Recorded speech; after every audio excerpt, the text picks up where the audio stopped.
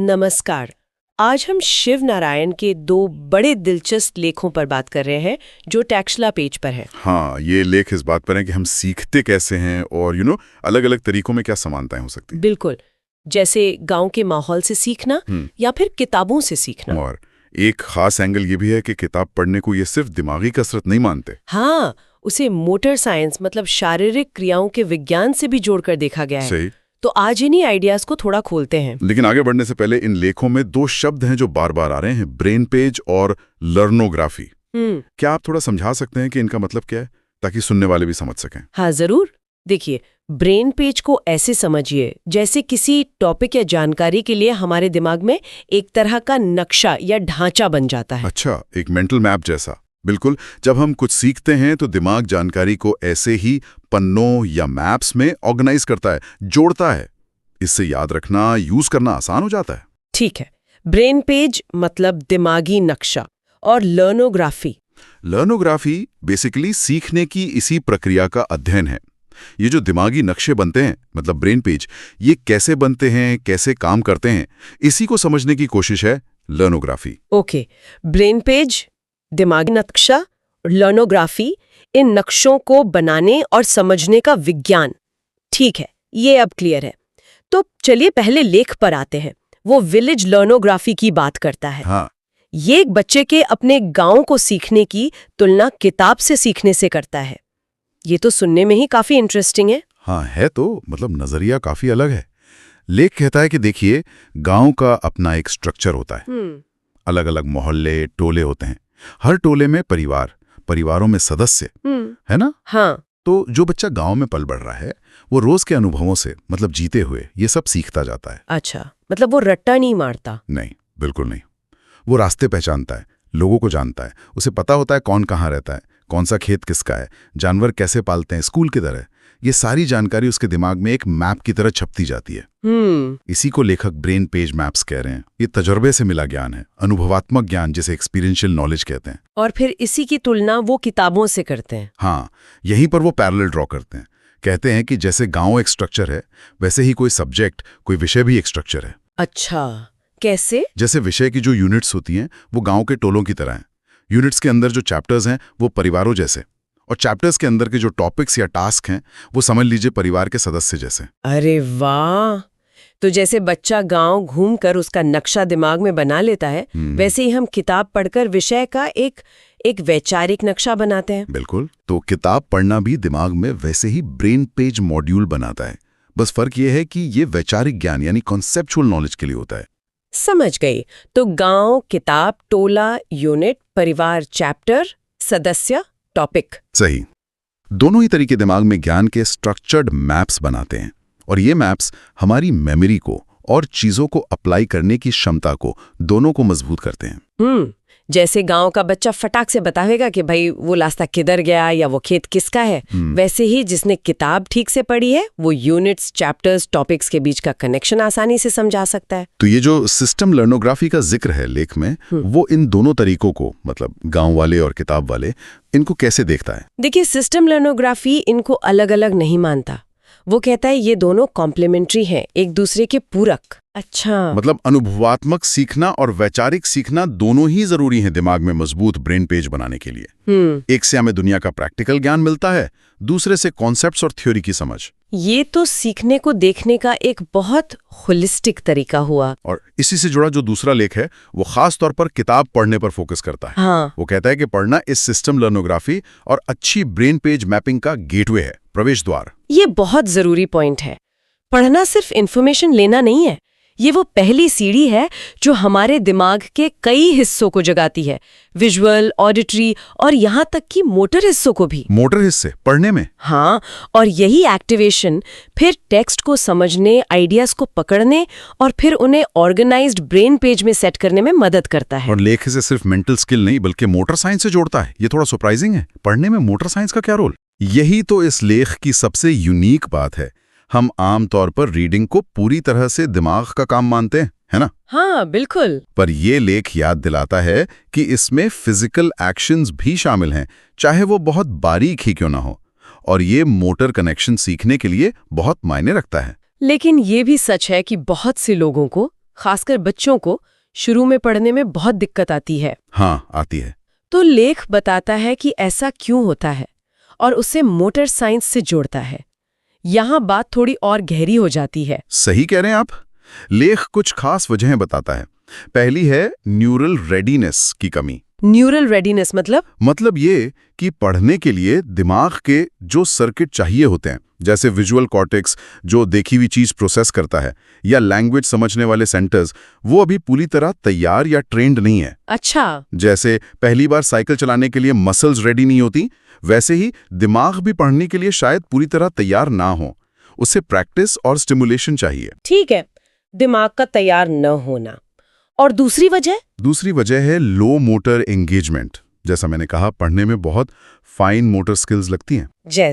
जैसे आंखों का एक रिदम में शब्दों पर चलना, कभी-कभी उंगली से फॉलो करना, यहाँ तक कि मनी मन शब्दों को बुदबुदाना, जिसे सब वोकलाइजेशन कहते हैं। तो जो शुरू कर रहे हैं उनमें इन बारीक मूवमेंट्स और आंखों के कंट्रोल में कोऑर्डिनेशन की कमी हो सकती है। ये कोऑर्डिनेशन भी प्रैक्टिस से ही आता है। और तीसरी वजह बताई गई है कॉग्निटिव ओवरलोड। इसका क्या मतलब हुआ? इसका मतलब है दिमाग पर एक साथ बहुत ज्यादा बोझ पड़ जाना। सोचिए, एक नया रीडर एक ही टाइम पर अक्षर पहचान रहा है, शब्द बना रहा है, उनका मीनिंग समझ रहा है, फिर सेंटेंस का मतलब निकाल रहा है, और फिर ये सारी इन्फॉर्मेशन याद भी रखनी है। बाप रे। ये सब एक साथ करना दिमाग के लिए बहुत हैवी हो सकता है। इससे फ्रस्ट्रेशन होती है और बच्चा फिर कतराने लगता है। इतना बोझ पड़ेगा तो कोई भी पीछे हटेगा। तो फिर ये मोटर साइंस इस मुश्किल से निकलने में मदद कैसे करता है? क्या तरीके बताए गए हैं? हाँ, लेख बताता है कि मोटर साइंस के प्रिंसिपल्स यूज करके इन शुरुआती दिक्कतों को कम किया जा सकता है। जैसे आंखों के कोऑर्डिनेशन को बेहतर बनाने के लिए आई ट्रैकिंग एक्टिविटीज। आई ट्रैकिंग मतलब जैसे किसी चलती हुई चीज को आंखों से फॉलो करना, या पढ़ते समय उंगली को शब्दों के नीचे रखकर साथ चलाना। अच्छा। इससे क्या होता है? आंखों की मूवमेंट कंट्रोल होती है, फोकस बना रहता है, पढ़ने की एक लय बनती है। इससे विजुअल कोऑर्डिनेशन और स्पीड दोनों सुधर सकती हैं। ठीक है, आंखों के लिए एक तरह की एक्सरसाइज। और फिजिकल मूवमेंट को रीडिंग के साथ जोड़ना। फिजिकल मूवमेंट पढ़ने के साथ? वो कैसे? हाँ, सुन के में शायद अजीब लगे, लेकिन जैसे पढ़ते हुए धीरे धीरे टहलना या जरूरी पॉइंट्स पर हाथ से इशारे करना, ये एक्टिविटीज दिमाग के मोटर कॉर्टेक्स को एक्टिवेट करती हैं। लेकिन चलने या इशारे करने से पढ़ने वाले सर्किट कैसे मजबूत होंगे? देखिए, दिमाग में मूवमेंट और कॉग्निशन मतलब सोच विचार, इनके बीच एक गहरा कनेक्शन है। जब हम फिजिकली एक्टिव होते हैं तो दिमाग के वो हिस्से भी स्टिमुलेट होते हैं जो सीखने और याद रखने में मदद करते हैं। अच्छा। तो मोटर कॉर्टेक्स को एक्टिव करने से पढ़ने में जो न्यूरल सर्किट इन्वॉल्व हैं उन्हें मजबूत करने में मदद मिलती है। एक तरह से पूरी बॉडी को लर्निंग प्रोसेस में शामिल करने जैसा है। ये तो वाकई एक अलग ही अप्रोच है। इसके अलावा लेख में काम को तोड़ने की बात भी कही गई है। हाँ, मोटर साइंस में क्या है ना कि ग्रेजुअल स्किल डेवलपमेंट पे जोर होता है, मतलब एक एक करके स्किल बनाना। तो लेख सजेस्ट करता है कि सीधे मुश्किल टेक्स्ट पढ़ने के बजाय प्रोसेस को छोटे हिस्सों में बांटें। कैसे? जैसे पहला स्टेप, सुनने की एक्टिविटीज। पहले सिर्फ सुने ताकि ऑडिटरी पाथवेज एक्टिव हों। ठीक है। दूसरा स्टेप, जोर से पढ़ना। अब इसमें सुनना और बोलना यानी मोटर स्किल दोनों जुड़ गए।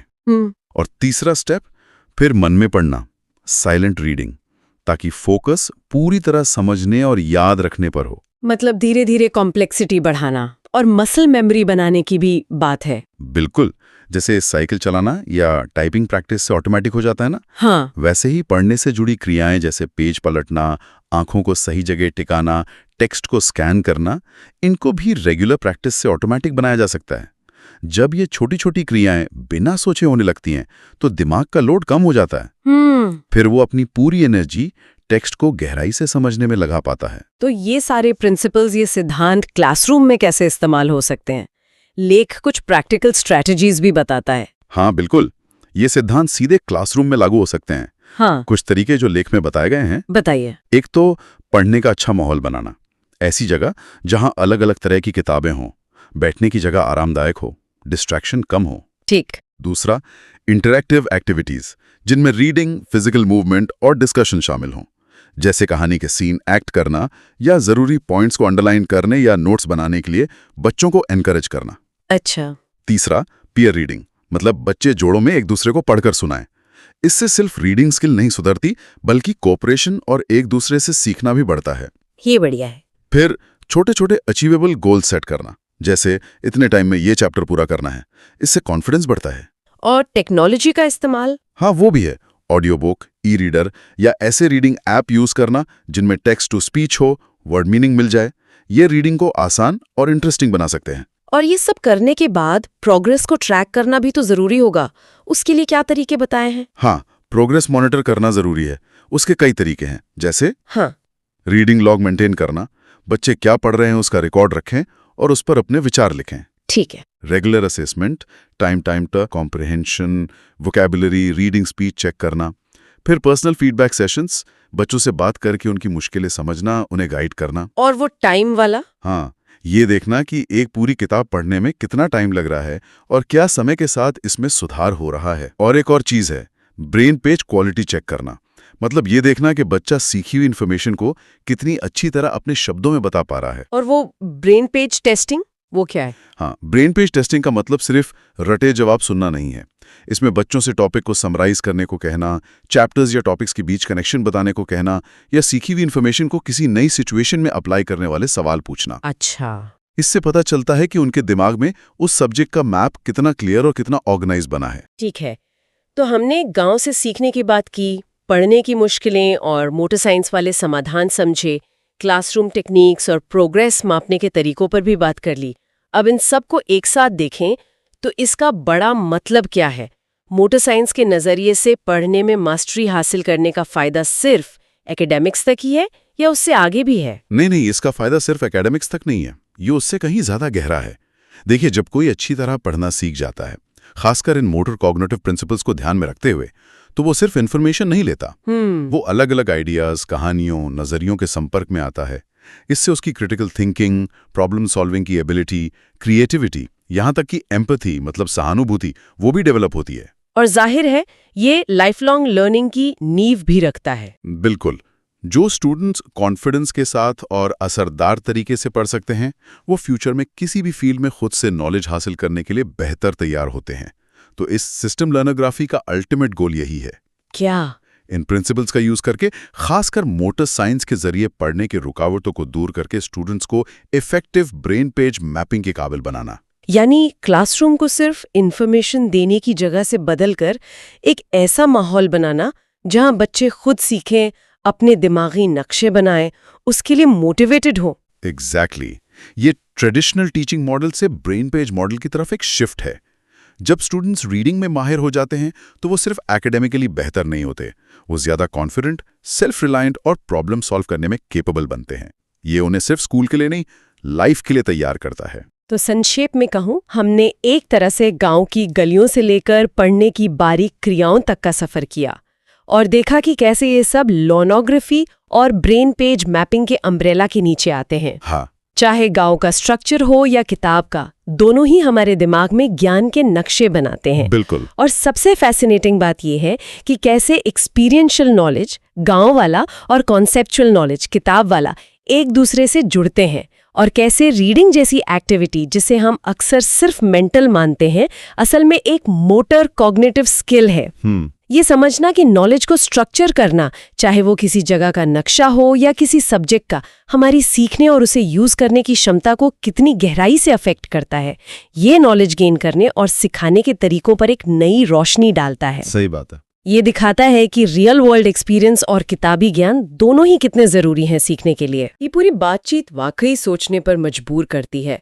और जाते जाते एक सवाल मन में आता है, अगर हमारे सीखने का माहौल, चाहे वो गांव जैसा फिजिकल हो या किताब जैसा कॉन्सेप्चुअल, हमारे इन अंदरूनी ब्रेन पेज मैप्स को इतना ज्यादा शेप करते हैं, तो क्या हम जानबूझकर इन स्ट्रक्चरल और मोटर प्रिंसिपल्स को ध्यान में रखते हुए दूसरे लर्निंग एक्सपीरियंस को भी डिजाइन कर सकते हैं? और अगर हाँ, तो ऐसा करना हमारे कॉग्निटिव डेवलपमेंट को और कितना आगे ले जा सकता है?